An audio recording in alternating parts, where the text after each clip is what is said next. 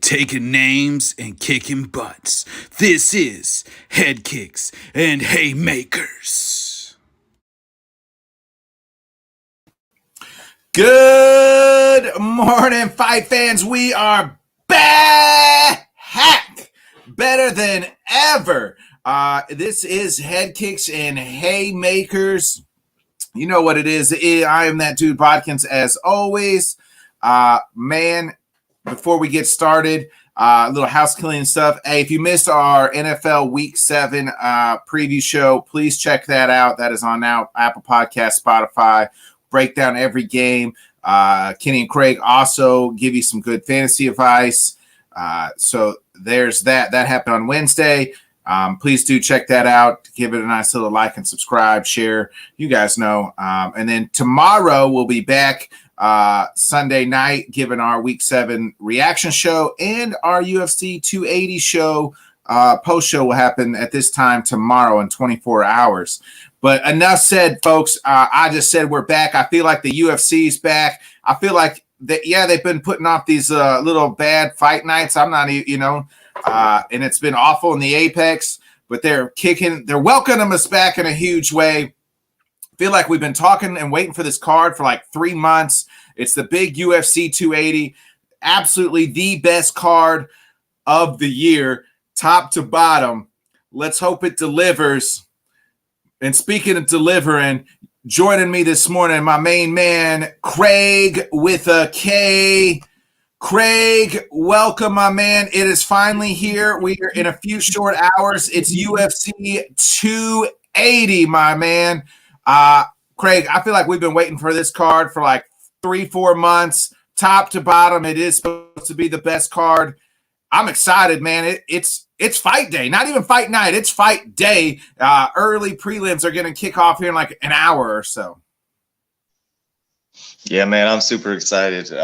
You kind of nailed it. We've been kind of in a lull here with fights, and I mean, we're just kicking this thing off the right way. This is, I mean, like you said, the biggest, most loaded card of the year. I mean, we got great fights on the prelims. Main card, top to bottom, is fantastic. Can't wait to break it down. Can't wait to make some picks. Can't wait to get the belt back on the line. Feels like it's been a while since I've had an opportunity to get the belt back. So, man, I'm just excited. I feel like UFC 279 was like 6 months ago. Like, I feel like the Nate Diaz and like Hamza, all that stuff was like, I'm like, when was that? Like, when was the last time a UFC put on a card? Like, I feel like that was like, it was just last month, but it feels like 2 months ago to me for some odd reason.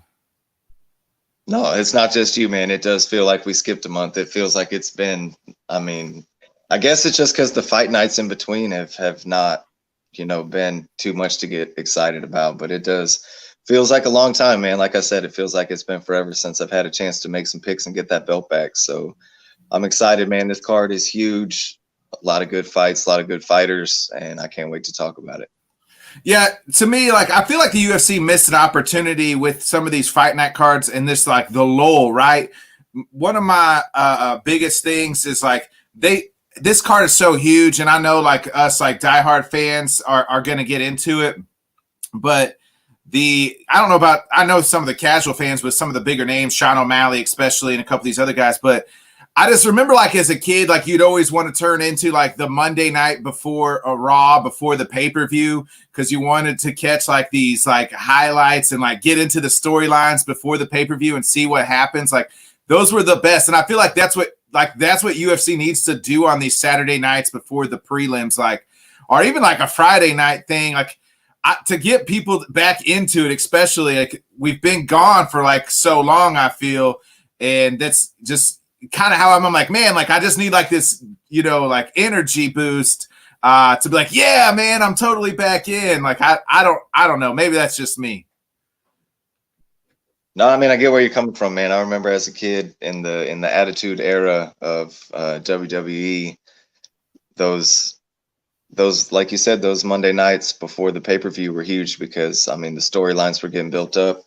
And it would have been cool to have like something good on the fight nights. I mean, we'll get into it here in a little bit, but there's a couple fights on the prelims here that you could have thrown on a fight night card last week to to get the ball rolling into 280 and then set, you know, a bunch of hype trains and play all the hype stuff last week to get it going. So, I mean, Dana does what Dana does. He's successful out there. We question a lot of the things that he does, but I'm just glad we're back, man. We got some good fight nights coming up. And then the pay-per-views from here to the end of the year look like bangers. Bunch of fights announced for early next year too that look good.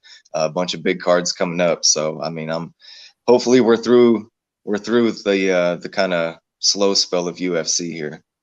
Yeah, I mean, I think October and that time frame, they do slow it down because it's hard to compete, you know, football, college football, you got baseball World Series. So I think they do that on purpose a little bit, especially now that they're partners with ESPN, like ESPN's promoting everything else. So, but I mean, we're getting ready to kick it off, you know, UFC 280. So they make it up for us with this awesome card. But before we get into the breakdown, what do you make of, you know, Volkanovski here? He's the backup fighter. First of all, not only is he the backup fighter to the lightweight title, he's also, you know, what other pound per pound champ? I mean, Volk to me, is probably pound for pound right up there. Maybe him or Izzy. I guess you could make a case. You know, and he's like, hey, yeah, I'll put my ego at the door. I'll fly from Australia to Abu Dhabi, train, get ready. I'll fight either one of these guys. And then I want to, you know, what do you make of Volk? And like, how interesting had that been yesterday if one of those two guys miss weight and it is Volk, you know? Yeah, man. I mean, I love what Volk is doing, man. I wasn't a huge Volk guy. I'm a big Max Holloway guy, man. So, you know, Volk took my dude out, but he took him out 3 times and he gained my respect as he went. And he just keeps on doing it, man. And I just feel like Volk is kind of what you want in those top tier fighters, man. He wants to fight the best and he's ready anytime, anywhere. And I mean, he's showing he's 100% serious about chasing that belt. And whoever wins this fight, Volk's ready for him. You know, him and Charles have been doing a lot of talking back and forth. And we'll get into some of that stuff later. You can't sleep on Islam. So you don't know how that fight's going to go, but Volk is ready for whoever, whenever. And I like the fact that as loaded as this card was, that Volk put himself in that position to make sure it didn't fall apart. Because if either one of those guys miss weight and Volkanovski takes their place, this card doesn't miss a beat. It's still, an absolute banger. So, I love what Volk is doing out there. And, He's a guy to reckon with, man. I mean, he's showing he's serious and he's not shying away from anybody. Yeah, and the thing of it is like we've seen other champs like go down or go up in weight, right? But they like get that title shot right away. Like he's saying, like, hey, I'll go through the whole process, like of being the backup fighter. And now, you know, he made weight, he's ready to go. It showed that, you know, he can get to. Obviously, he's not dropped. You know, he's a 145 champ, so he doesn't have to cut a whole lot of weight back down to 145. But made the weight at 155. Is ready to go.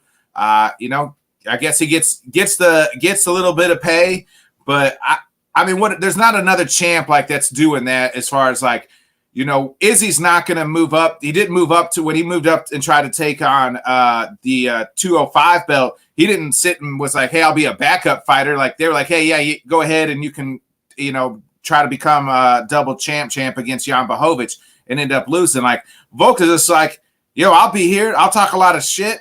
You know, I'll say I'll fight any one of these guys, any place. And I incredible. I don't think he's getting enough respect outside, you know, from the media of what he's doing and what he, you know, in this story. He's really not, man. But I mean, UFC, it's kind of getting to like the WWE Attitude Era, and Volk is the good guy. And I mean, and you need good guys out there, but good guys the media don't spark up the good guys as much. You know what I mean? And I mean, like, it's kind of a fine line. Like you said, I mean, Volk's leaving his ego at the door. He is leaving his ego at the door because guys like Izzy and some of those other guys probably wouldn't do what he's doing. But at the same time, I mean, he's kind of flexing his ego because Volk don't care. Like, Volk's ready for anybody and Volk's ready to go.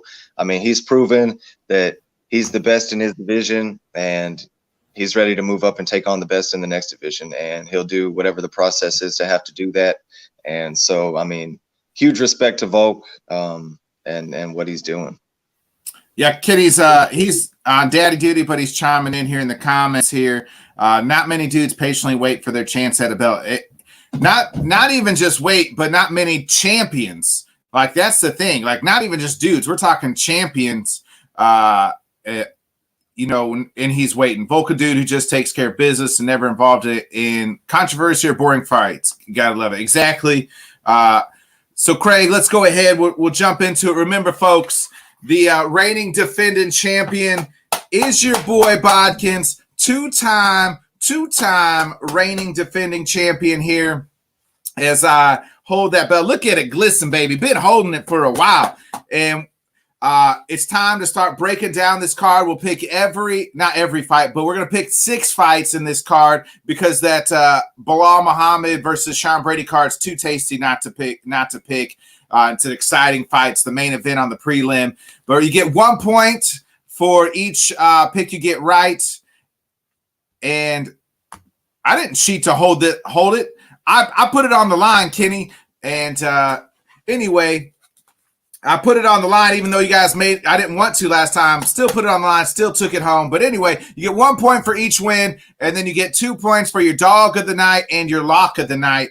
So, Craig, let's start off with this Bilal Muhammad, Sean Brady matchup. The welterweight, number 5, Bilal Muhammad, 21-3. I mean, he's been on an absolute tear.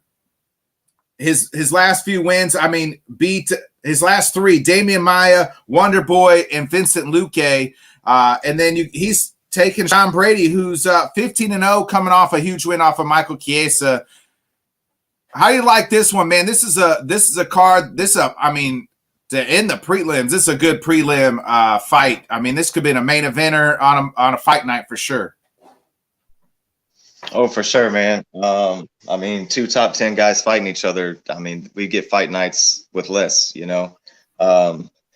It's a perfect way to kick off this card, man, because this card is a lot of streaks going against each other. And this one, I mean, Brady's 15-0 and Muhammad is on a 8-fight win streak, I believe.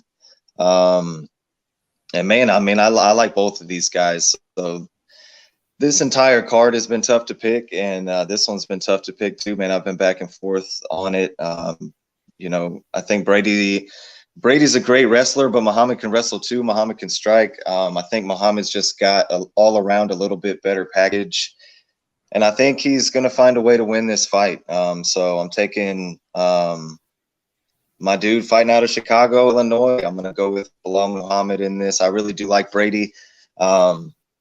But like I said, man, I think all around Muhammad's just got a little bit more, and I'm going to take him.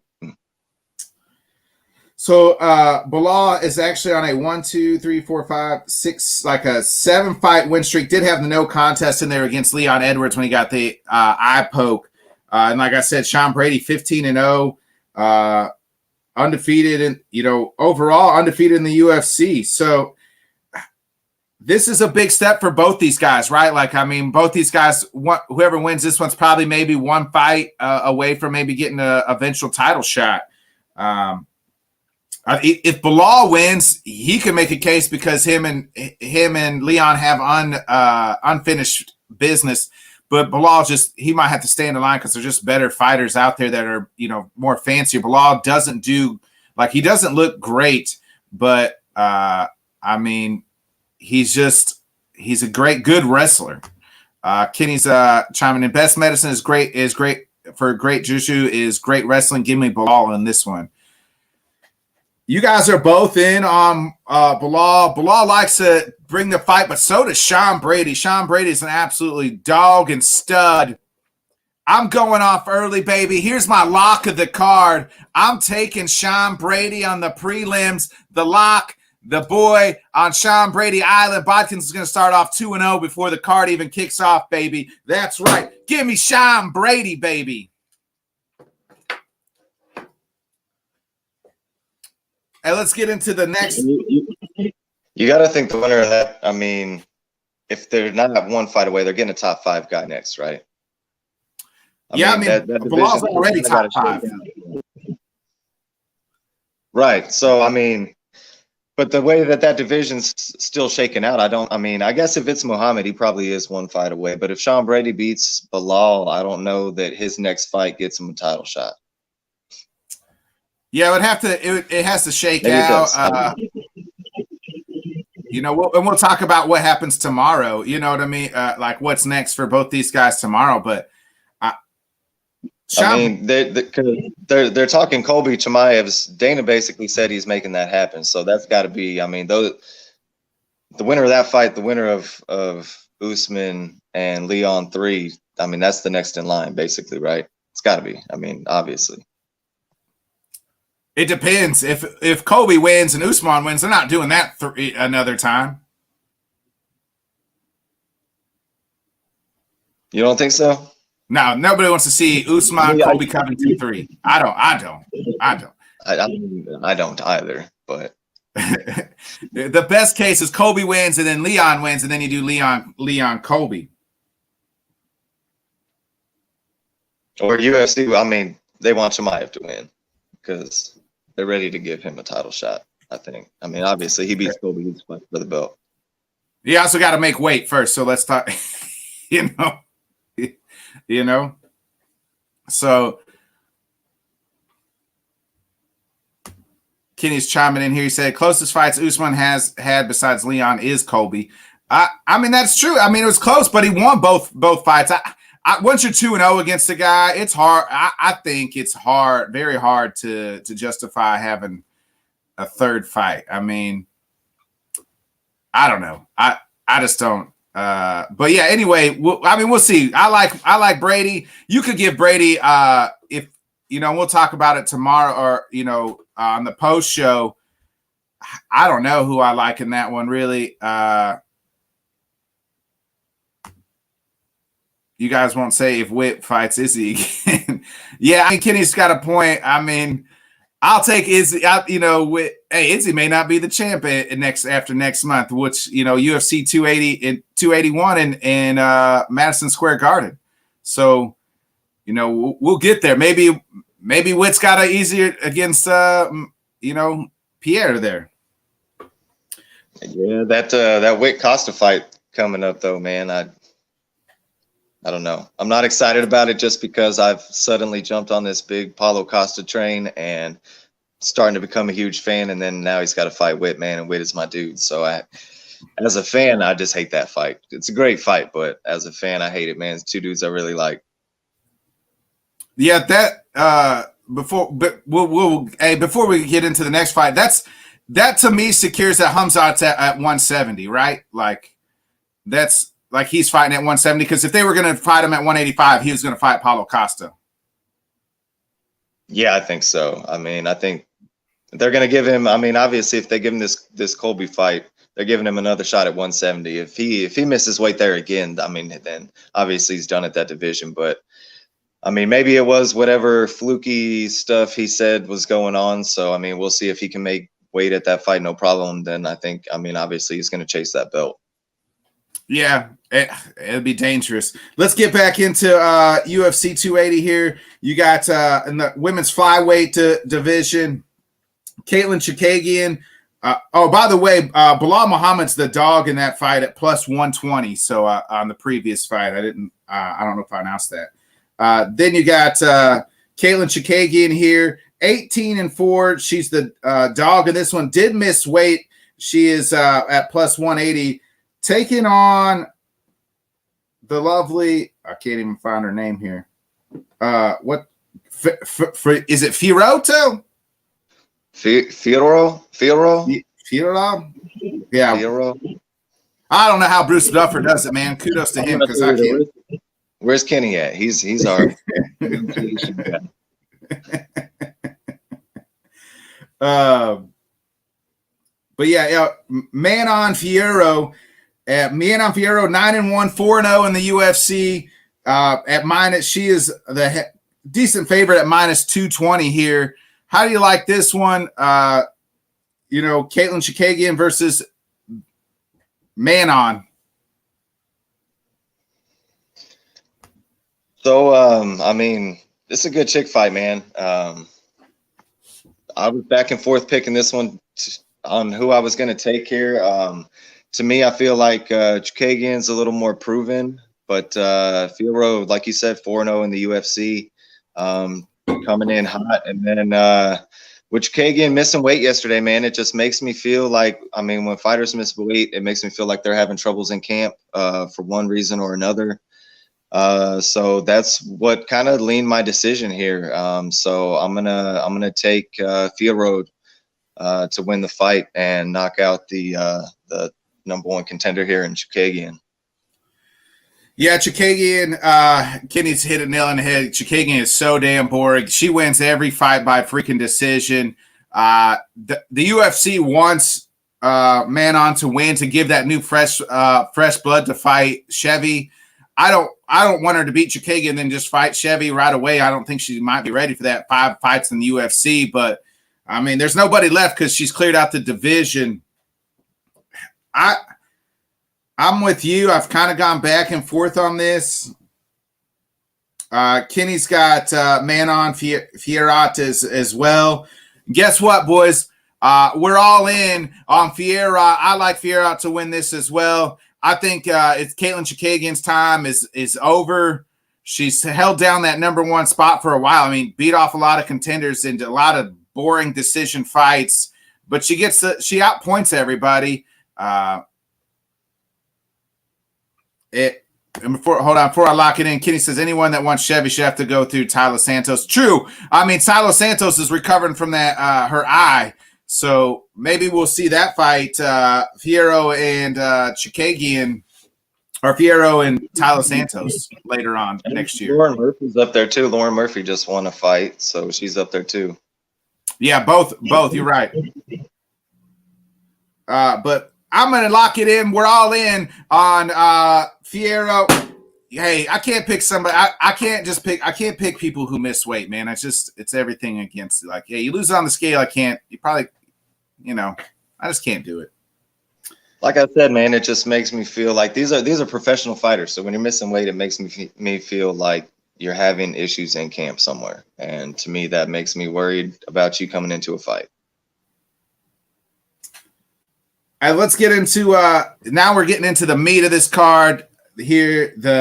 It's Beneil Dariush coming back. It's been a while since we've seen Beneil, since May of 2021, so over a year. He was supposed to fight, if you remember, he was supposed to fight Islam early on this year, but had a gruesome injury, but he's back now. He's 21-4. He's a dog in this one at plus 170. The last time we saw him, he was beating Tony Ferguson. And he's taking on number 9, Gamrot here. Gamrot 21-1 coming off the big win in June, the big fight night in June where he was his first main event against Tarskisian. And Gamrot, the favorite here at minus 200. Craig, who you like in this one here? Yeah, man, you nailed it. Dariush been out of the octagon for over a year now, coming off that injury. That always makes me worry a little bit about a guy, especially coming out and fighting a dude like Gamrot, man. I'm a big fan of Gamrot's. He's versatile, man. He can beat you in a lot of different ways. And, I mean, like you said, Dariush was supposed to fight Islam. Dana came out and said Islam had to fight Dariush before he was going to get a chance at the belt. And so that lets you know kind of the level that Dariush is at. Gamrot has looked great, man. He hasn't beat really any of the top tier guys. So this is a great fight for him. But I'm gonna lock it in, man. I'm going my lock of the week. I'm taking Gamrot in this fight to beat Beneil Dariush. Kitty's also on Gamrot here. I mean, Dariush, like, he's on a nice winning streak too, folks. Like, he's won 7 in a row. And I would have liked to seen him and Islam fight to get to the title. Dariush was a little upset that, that Volk is taking the backup fight. He thought he was going to be the backup fighter. But, hey, Dariush, you got to handle business now. You got to beat Gamrot here. Kenny's chiming in here. Dariush talking too much about fights he ain't in. He said he ain't fighting nobody either. I mean, I wouldn't say he ain't fighting nobody. Looking at his last few fights, Beneil did, like I said, he beat Tony Ferguson. I had a win over Drew Dober, which isn't, not an easy task. Outside of that, he hasn't fought a whole lot of great guys. But had the unanimous decision last year against Tony, which, I mean, now that win doesn't look probably as good as it did coming off, that win last May. You look at what's happened to Tony since. But, I mean, it's still Tony Ferguson. So, man, I've kind of gone back and forth on this one as well. Kitty's chiming in here. Ferguson's a nobody. Dober's only somebody if you're trying to crack rankings. Well, I mean, Beneil's in. He is not the most flashiest guy. I think it's hard, man, in this lightweight division, Craig, when you look at like these top 5 fighters, or even 6, like that lightweight division. I mean, this card is probably stacked. I think the bantamweight and the flyweight and even the welterweight, those three, not flyweight, but lightweight, bantamweight, and welterweight, I think are the 3 most stacked divisions. And it's hard to get in that crack once you're there, because those other guys are so exciting, right? Like Beneil's not as exciting as Justin Gaethje, Dustin Poirier, Michael Chandler. Like, he doesn't excite you in there. No, I mean, there's a lot of, I guess you'd say casual UFC fans that would say, who the hell is this Dariush guy? I mean, they wouldn't even know who he is. But like you said, I mean, you got Chandler, you got Poirier, you got names ahead of you that everybody knows. So, I mean, yeah, especially when it comes to selling tickets and stuff. I mean, yeah, that's a tough place. You don't make a name in that division until you start beating the names in that division. You know what I mean? Kenny's just out here dogging my guy Beneil. He's about as exciting as watching a cow eat grass. I mean, that's probably true, but he gets the job done, and Beneil's good, man. And guess what? I'm on the Beneil Dariush train, baby. Oh, Solo Island. Beneil, me and Boring Beneil are getting it done here tonight, man. I'm on Beneil, the Boring Beneil. That might be, his new name. Kenny's boring doesn't mean bad. Hey, that's right. Boring doesn't mean bad, because you guys can be boring and be good, And Beneil's one of the most boring dudes you ever watched. Yeah, you knew what he was going to do. You just couldn't stop him. Yeah. Yeah, but I mean, Khabib was super boring to watch. Well, his fights were over so fast because he took somebody down, choked him out, game, rounds, it's just over after that. That's just kind of how it went. Beneil's personality isn't even exciting, right? Like, I need this guy to win tonight and cut cut a promo out there. Like, that's the thing. He's not like, he's not good on the stick. He's not like, he's good in there, but he's not exciting. Like, let's just say hypothetical, if this was Charles Oliveira versus Beneil Dariush, UFC 280 main event, we're just like, yeah, they just gave up. No, I mean, if it was Oliveira and Dariush, then, TJ and Aljo would probably be the main event. Yeah, true that. I mean, maybe if Beneil wins, I don't know, man. He isn't exciting at all. But I think he's that good, and he'll get the job done. I mean, Beneil he looks like a dad that's just, and we've seen him like where he like drives. He said he drives a Tesla. He just looks like a dad and just shows up to the UFC and just wins. Like, he got the gray hair, just everything, Let's get into this fight. Let's get into it. Speaking of the bantamweights here, you got the former champ Peter Yan, 16-3. The favorite here at minus 280.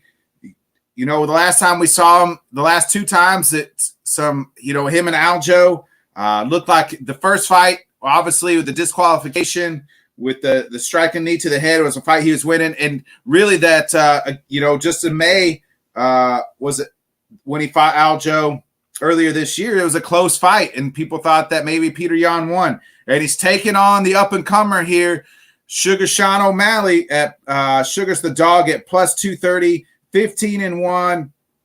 last time we saw Sugar, his fight was a no contest, against Pedro Munoz. So Craig, I mean, this to me is the most, the most intriguing fight on the card, right? Like this is the time for Sugar Show to shine, and he's taken on arguably one of the best one of the elite guys in the whole UFC. Yeah, man. I mean, we've been talking about this fight for a little bit because we were kind of surprised when it got announced. Like, damn, O'Malley, just jumped the whole ladder and got Peter Yan. It's a huge fight for O'Malley because he hasn't fought anybody like Peter Yan before. And Peter Yan, after the way that he lost the belt, I really thought he was going to take the belt back in the last fight, and it was just kind of the way he got dominated early. I mean, he did come back and win the tail end of that fight, but it just wasn't enough. Peter Yan is a bad little dude, man, and O'Malley, they've been kind of going back, and they were going back and forth a little bit there at the presser. O'Malley was saying that Yan got bullied into taking this fight because there was nobody else left. That he didn't really want to fight O'Malley, which, I mean, even if that was the case, if you are Peter Yan, why would you want to fight Sean O'Malley? What's that fight really doing for you when O'Malley's, ranked where he's at and you're trying to get the title shot? But O'Malley's got the hype, and we've seen it before, man. The hype in UFC will boost you up the ladder. This fight, man, I've been back and forth on picking it, and Peter Yan, like I said, he is a bad little dude. But when you're fighting 135-pound guys and you're a long, rangy striker, man, I'm a sucker for that fighting style. O'Malley, just if he can catch Peter Yan a time or two, it could change the fight. We've seen Peter Yan start slow in a lot of fights. He's been in a lot of 5-round fights here recently, and this one's only a 3-round fight. So I think, that could be something to benefit O'Malley. And I'm taking the big underdog here, man. I'm taking the Sugar Show. It's the Sugar Show's time. We're going to look back one day, I think, and just say, man, like Peter Yan, like what if he didn't throw that knee, because he loses this fight to O'Malley, he might not fight for that belt again. It'll be a lot harder road to get back to it. But yeah, man, I'm taking the Sugar Show in this one. Like I said, man, just long, rangy strikers with power when you're fighting dudes at 135 pounds. Sugar can put a lick on somebody and take anybody out. So I'm taking O'Malley. Yeah, Kitty's kind of on. O'Malley has a chance to move up big in the rankings, even with the loss. Just can't look overmatched. I think this is a win-win for Sugar Show. I said that the day the fight was announced. Like, if he wins, Dana already said winner getting a title shot, right? Like, gets the winner of TJ and Aljo.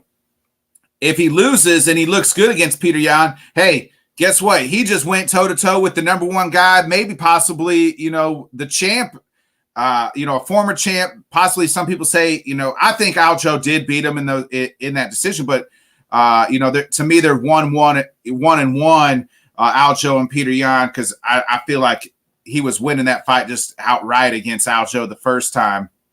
But it's a win-win. He loses and he looks good against Peter Yan. Hey, he just wasn't quite ready. Give him, let's build him back up against some other guys. If he doesn't look overmatched, to me, it's a win-win. Are you surprised Dana has said that hey, the winner of this fight gets the title fight? Not if Yan wins, he beats Peter, if he beats Sugar, but even Sugar to jump the line from 13 to fight Peter to a title?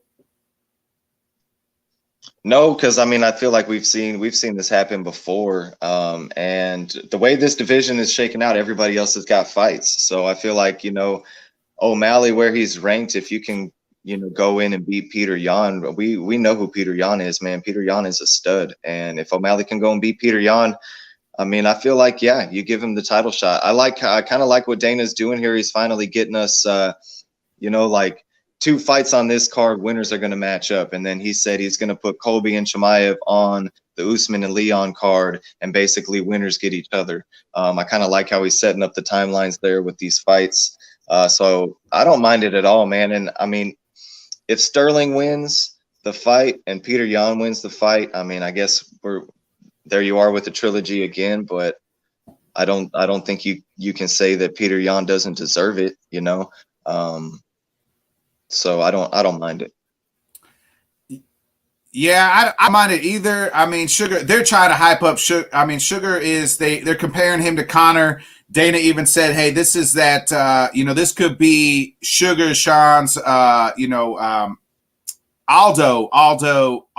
part. You know what I mean? Where Connor was really bursting onto the scene when he knocked out Jose Aldo like that in 13 seconds or whatever it was. Like this could be Sean O'Malley's moment if he rocks Jan." Kenny's kind of saying, hey, nobody's ever done that to Jan, which is absolutely truth. You mentioned it. Kenny saying it here too is like, I kind of said this yesterday. Jan got him in the presser, said he looked like something dead on side of road, or I thought it was a whore on side of road, but maybe it was dead. But it was either hilarious and Sugar couldn't even say nothing. Like I've gone back and forth because like Sugar's not talking a whole lot, right? Like, and maybe he just has respect for Peter Yan and maybe it's because Peter doesn't speak English. I don't really know, but it seems like Sugar isn't like we've seen him in past fights, right? Where he just like talks a lot of shit to his opponent and plays these mind games. He's not he doesn't. He's not doing that with Peter Yan. What do you make of that? Yeah, man. I mean, from what I saw in the presser, the only thing he was really making fun of Peter Yan about was his height. Outside of that, he was kind of showing respect. He kept on saying, this guy could arguably be the champ right now. So I think there is respect there. I also think O'Malley knows, like, you're not fighting the guys where you can just, talk shit and make jokes of it. This is the big dogs. This is the real deal. And I feel like O'Malley knows that he's got to have a different level of focus here to fight Peter Yan. So I mean, like I said, I'm taking Sugar in the fight. So I'm hoping that that's what it is. I'm hoping Sugar is, just focused on his moment. You guys said it. Peter Yan hasn't been rocked before, but he's fighting at 135, man. A lot of 135ers don't rock you, and Sugar Show does. And, that's where when Connor was fighting at 145, that's where his bread and butter was he was just a guy that hit a little bit differently and could lay out those 145ers. And I think O'Malley, that's the comparison that I see with Connor. O'Malley, personality-wise, is a little bit different than Connor, but he's definitely got marketability.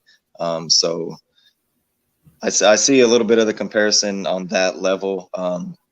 I did think whenever Jan was talking about him, he was calling him the clown, and he did say he looks like a whore on the side of the road. Kitty did say maybe it was the whore. He don't speak Russian, so yeah.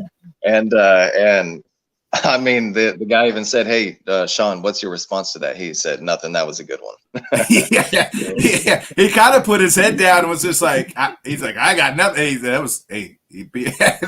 just got. It was like, hey, when your homie roasts you're just like, hey, that was good. Hey, I can't even say nothing back to him.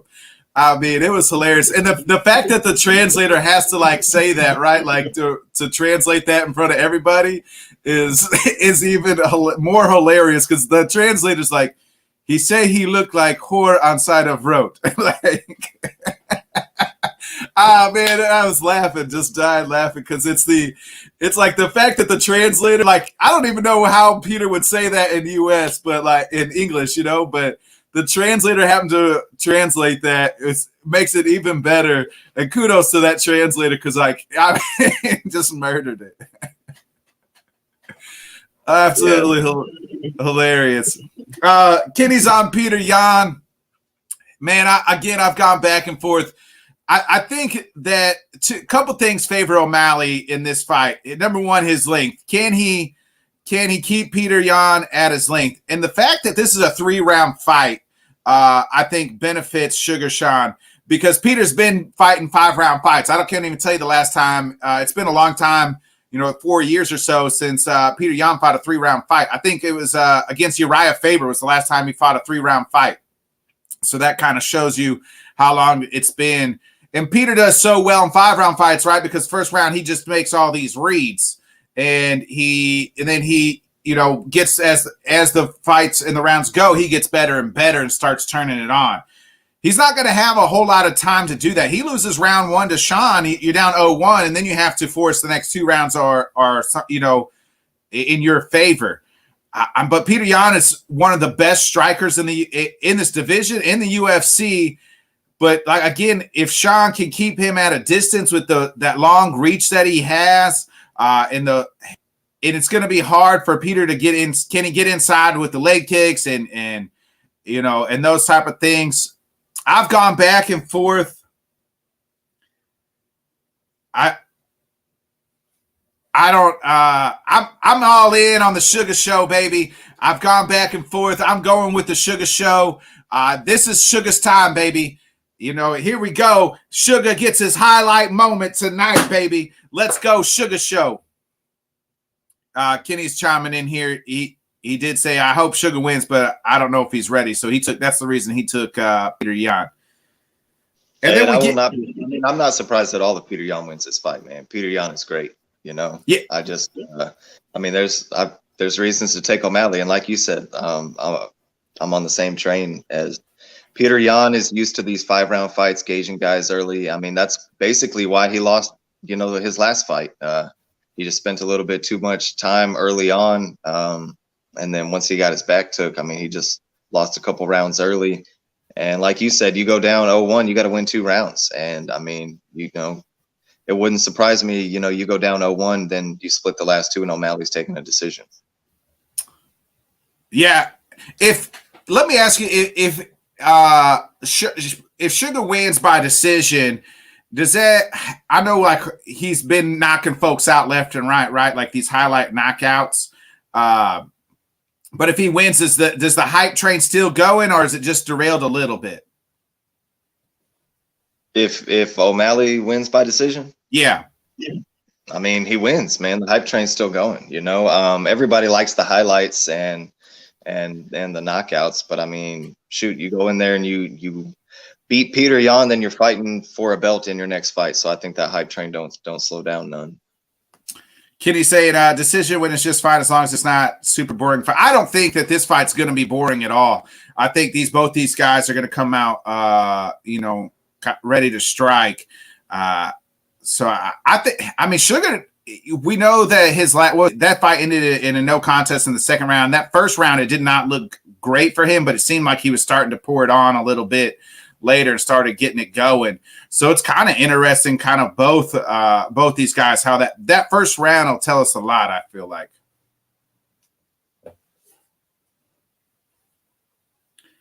Let's get into we've been talking about this Bantamweight Grand Prix. Really, it started off with our boy Dominic Cruz, but Dominic Cruz losing to Cheeto putting him on the highlight reel. It kind of started this Bantamweight Grand Prix, and it all ends today, Craig.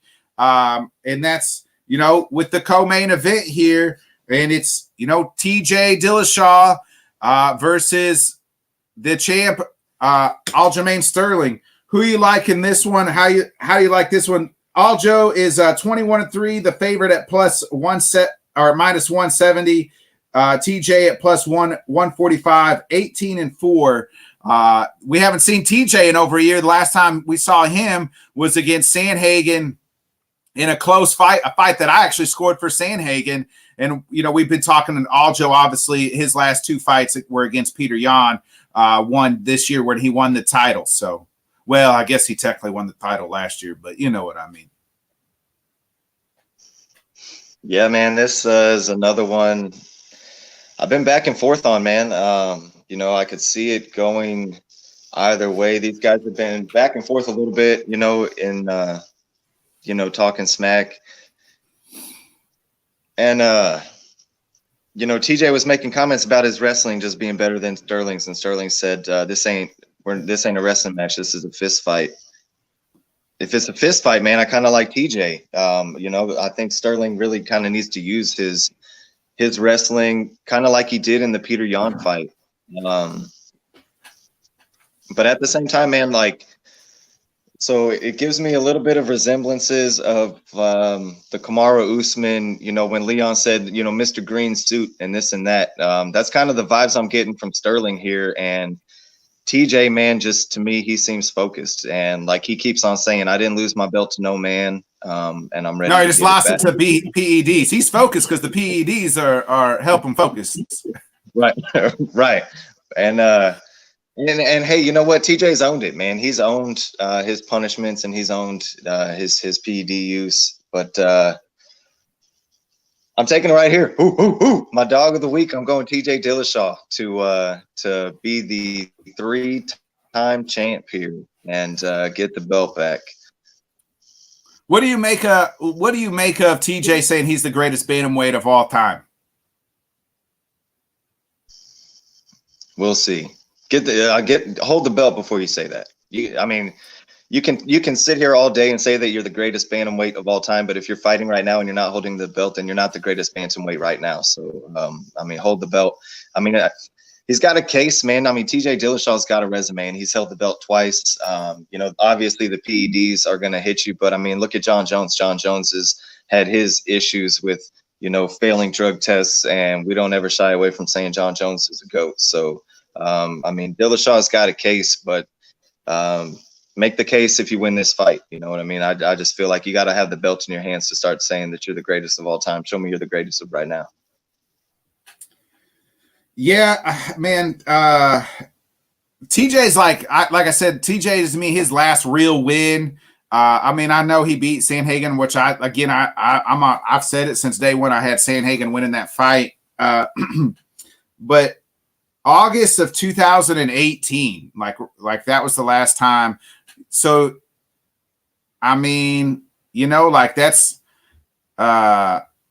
that's what I like. That's a long time ago. It's been a long time since for TJ to beat, and that's when he beat Cody Garbrandt. You know what I mean? So that was seems like a long time, almost a lifetime ago. And then Kitty's chiming in here on your comments here. He says, because Jones was false positive against DC. And then, TJ, no proof he ever held the belt without roids. They have gone back and forth. I can't stand either one of these guys. Does anybody like Aljo and his crazy, Aljo's got to be the least liked champion. We talk about Henry Cejudo being Captain Cringe, but Aldo, every time he opens his mouth or talks, is just, to me, cringeworthy. He might be the new king of cringe, not Henry Cejudo. It might be Aljo. No, I agree with you there, man. Like I said, I just can't get behind Aljo. And ever since the way he got the belt the first time, man, I'm not taking anything away or saying that he put on an acting job, because you take a knee to the face like that, I guarantee it freaking hurts. But just the way that when he was getting the belt and he was tossing it down and I don't want to win the belt this way, and then it's 20 minutes later he's at the club flaunting the belt and flexing like he's the champ. And ever since then, man, just the gimmick that he's putting on, I just can't get behind him. Yeah, I can't get behind him either, but I can't get behind TJ too much either. Kenny's got Sterling has his lock of the night. So he's got Aljo is his lock. Man, Kitty's saying here, he's like, a lot of dudes at 135 easy to not like, right? That might be the truth. There's a lot of interesting characters, dudes at 135 that it's hard to get behind a few of those guys just because of the stuff they do and say. Man. I can get behind Cheeto. Yeah, Cheeto, Sugar, I can get behind a lot of some of his stuff does. I think he's just a young kid that I don't relate to because I'm 10 years older than him, or even maybe older, and he's into that different type of stuff. But I like the way he fights, and I get his gimmick. I get it. That's what I was gonna say. I can get behind Sugar because of who he is inside the cage. It's it's like it was with Conor, man. I wasn't a huge outside of the cage Conor fan, but inside the cage, man, I just love watching that dude fight. I'm a sucker for watching those rangy strikers that just, like to be precise and pick people apart, man. That's just some of my favorite dudes to watch.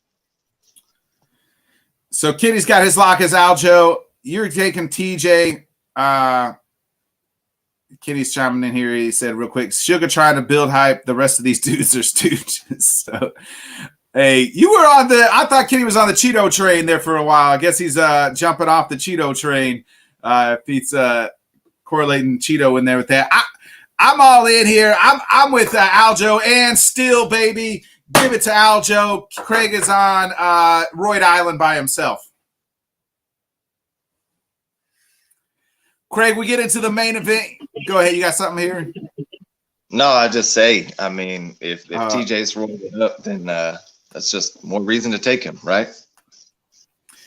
I do feel like out of all the fights, those two guys have like, I don't know if they're also trying to build the fight, we know, but they are the ones like talking the most, shit, and the most, are trying to, I feel like, build the fight and maybe have more of the type beef, Yeah, I think Sterling, I mean, like the persona that he's putting on right now kind of gives you a little bit of that. And I think TJ's just, I mean, kind of like I said, man, the reason I'm taking him, I just feel like he's just he's focused and he's back, man. Missing 2 years and losing the belt like that and getting an opportunity back at it. I mean, I just feel like he's focused, he's ready. It might be the roids. But hey, I'm taking him. Aljo called them Dillaroids. Hey, and then TJ said you can be checking these nuts in your mouth. They were kind of going back and forth on the presser. It was pretty funny. I think it's I got Aljo here. Probably somewhere in the, I don't know if it goes the distance. TJ's tough though. I mean, roids or no roids, I probably goes the distance. So I just think that I like Aljo here in the, because I'll credit TJ, like, for all the roids or whatever not, he's a tough SOB. Kenny's saying 100% this is a decision fight. I think it goes to decision, and we always say, hey, to beat the champ, like, you really have to beat him and take it from him, and I just think it's going to be a closer fight, and I like Aljo here. Let's get into the main event, Craig. This fight, two guys are on long winning streaks. Islam 10 fight winning streak here. He's the favorite. Not very often do you have a contender, the favorite. He's at minus 190. Islam Makhachev taking on the champ. Well, I guess really Charles isn't the champ because his belt got stripped from the half a pound. But taking on Charles Oliveira, to me, Charles is the champ, and he's about. Well, I'll make my pick here later. But in my mind, he's the champ. But Charles, the dog here at plus 160. These guys have been going back and forth. Charles is always going into enemy territory, man. That is a pro-Islam card. If you caught the presser, they're all chanting Islam's name, and. I mean, we know he went into Arizona, beat Gaethje. Like, anytime, any place for Charles Oliveira here. Yeah, man, he's like the ultimate, road fighter. He beat 3 Americans, all in America. I think Vegas, Houston, and then Gaethje and Phoenix. And then, this is definitely a road fight. Charles Oliveira is a bad dude. I mean, just look at the resume and look at what he's been doing. And I saw that stat the other day. I think I sent it in the group that Charles Oliveira's got only 4 of his submission wins in UFC history are from his own takedown. So he's a dangerous dude, and he doesn't mind you taking him to the ground. He likes to be there. And Islam is a guy that's going to obviously want to take him to the ground.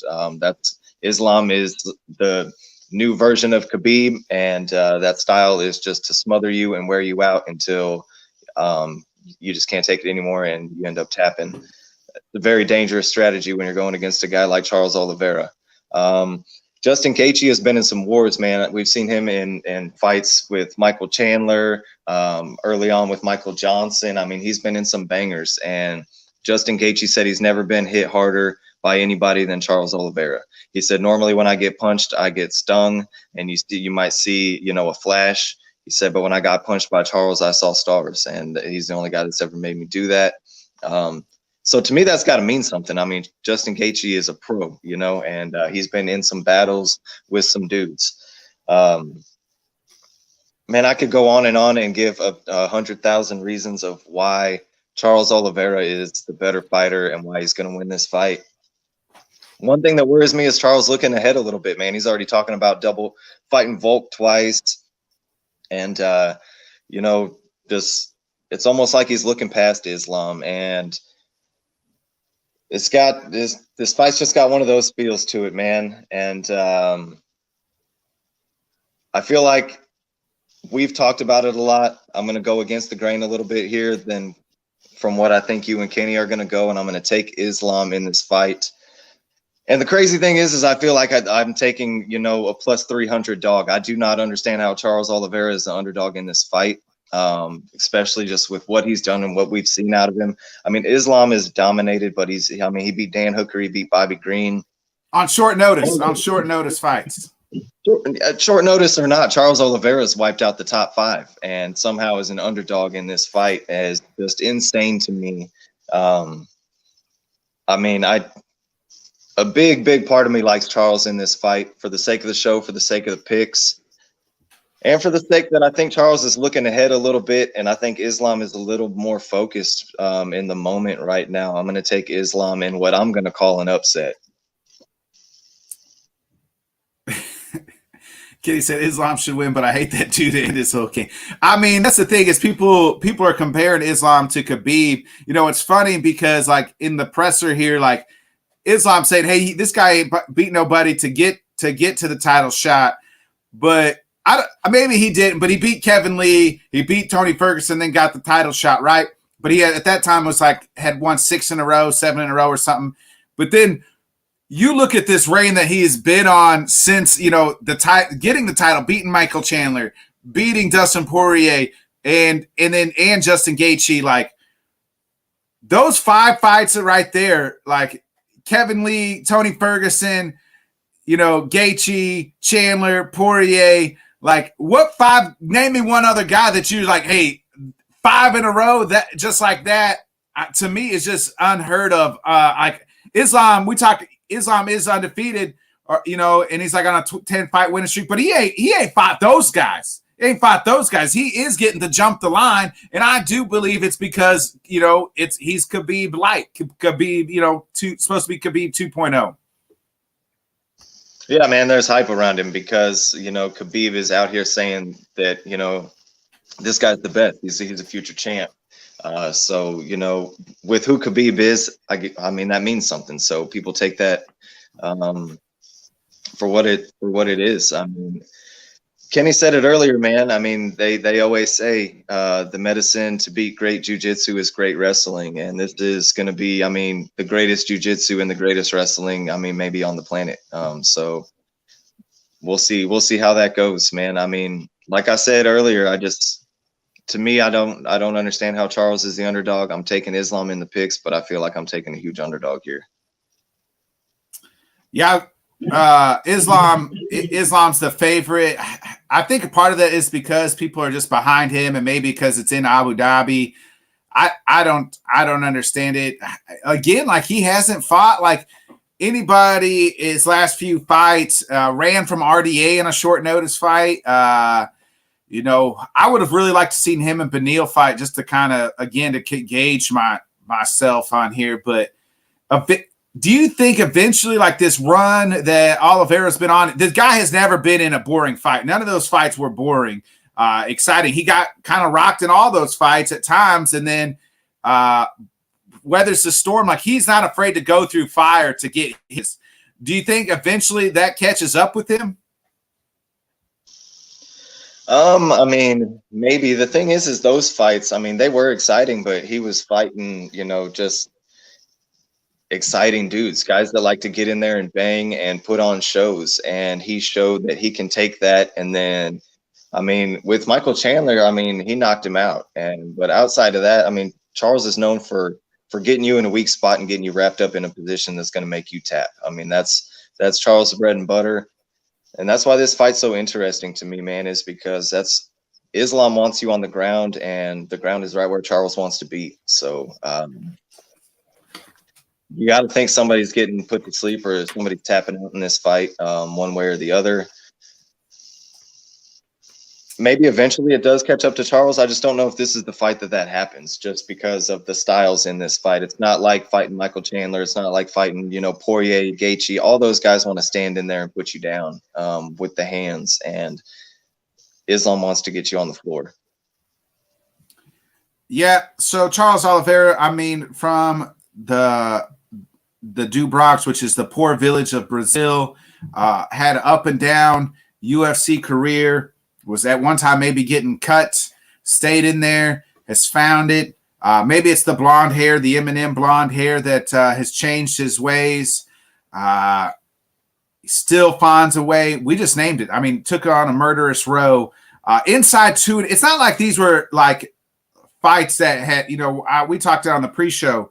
This guy in 2.5 years, if he beats Islam in 2.5 years, will have beaten Tony Ferguson, Michael Chandler, Dustin Poirier, and Justin Gaethje and Islam in 2.5 year time frame.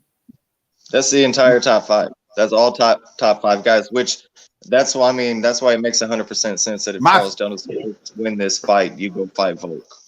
My point is, Craig, if you do that in the story that Charles has, you are an absolute dog, baby. And Charles Oliveira is my dog on the card.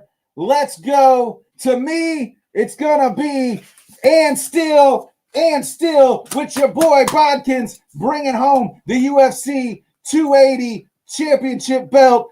Charles gets this belt back, baby. He's getting it all. UFC 280 coronates. Islam, get out of here. All the Abu Dhabi and their BS is going to be crying because Islam's losing, baby. I'm all in on Charles Oliveira. Give me the hammer. Lock it down, baby. Charles, the dog of all dogs. Hey, if Charles wins, is he calling out Khabib? I know everybody's been talking about it. I don't. That's a good question. Would that make Khabib come? I don't think Khabib's coming back. I think I'd like, and we'll get into that tomorrow. What happens tomorrow and who's next for each fighter, but it would be interesting. Hey, I don't want to say if Charles. I'm not going to say Charles is like the best lightweight champ of all time or the best lightweight ever, but I do think Ariel Helwani said this yesterday. I think he is on the greatest lightweight run we've ever seen, right? Like that murderous row that we keep talking about, nobody's ever done that type of thing. Yeah, and especially in a 2-year span, this would be, I mean, if he wins this fight, you've wiped out the entire top five in 2.5 years. Right. The only guy left is Volk. I mean, unless you get like Beneil Dariush or Boring Beneil, my guy, now I'm drawing a blank on my. I think that's a situation where it's got to be Volk, and Charles and Volk have their fight while their divisions kind of sort things out, because at that point both those guys have cleaned house. So the rest of the guys have got to kind of figure things out to see really who gets to fight for that belt next. You know what I mean? I think in the meantime, definitely if Charles wins, it's 100%. It's Charles and Volk next.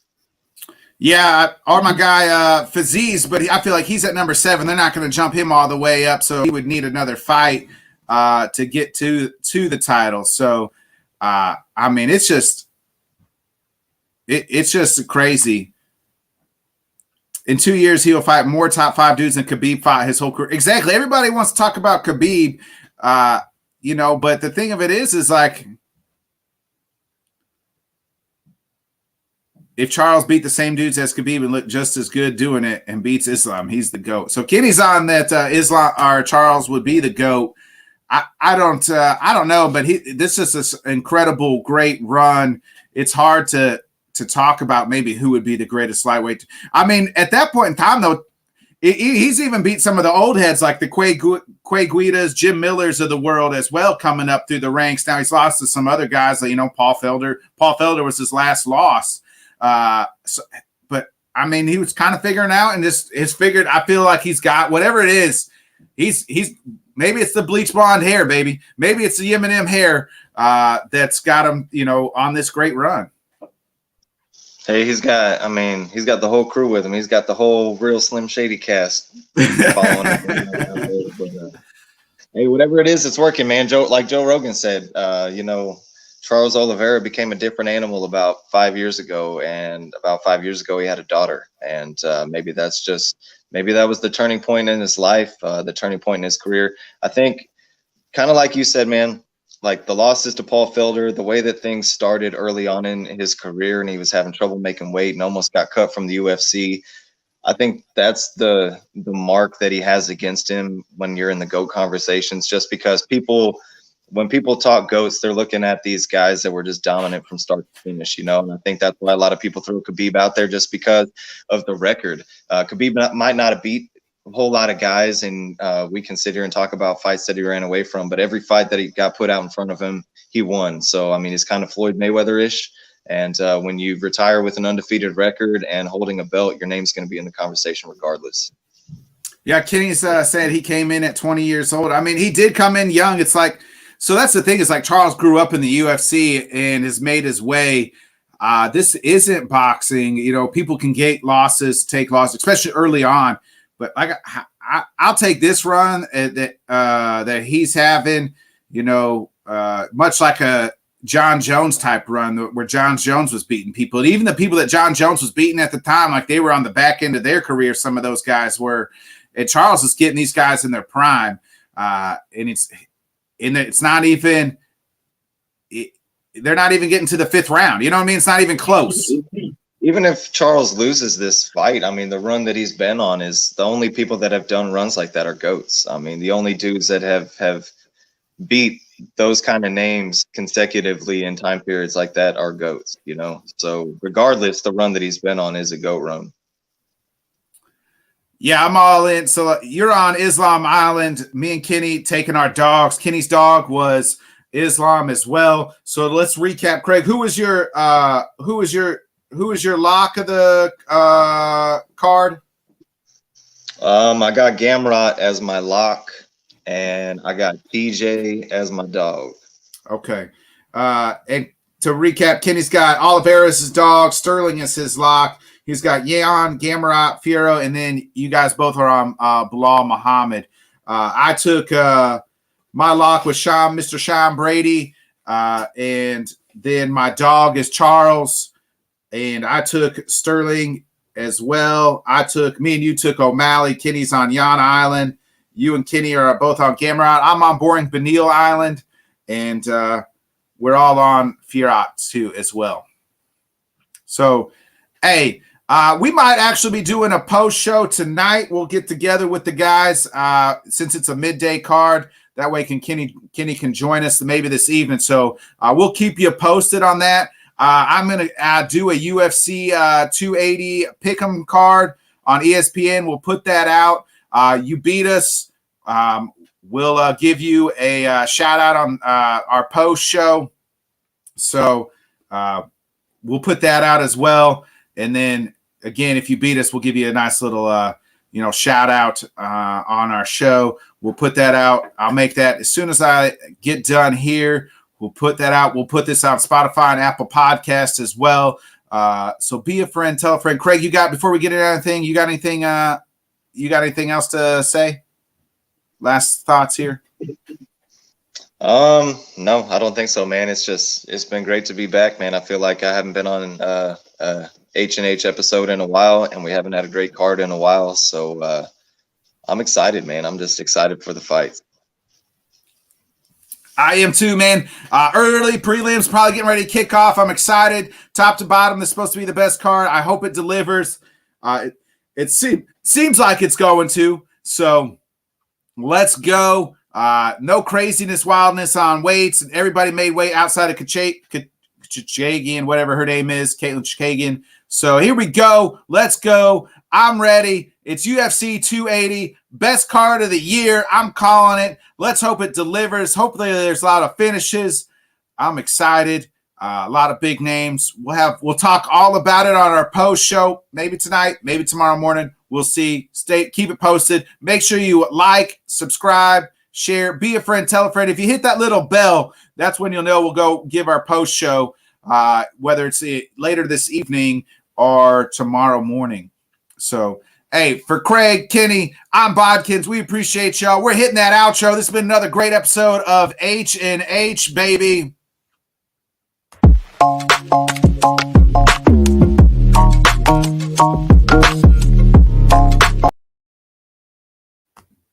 Oh, that ended.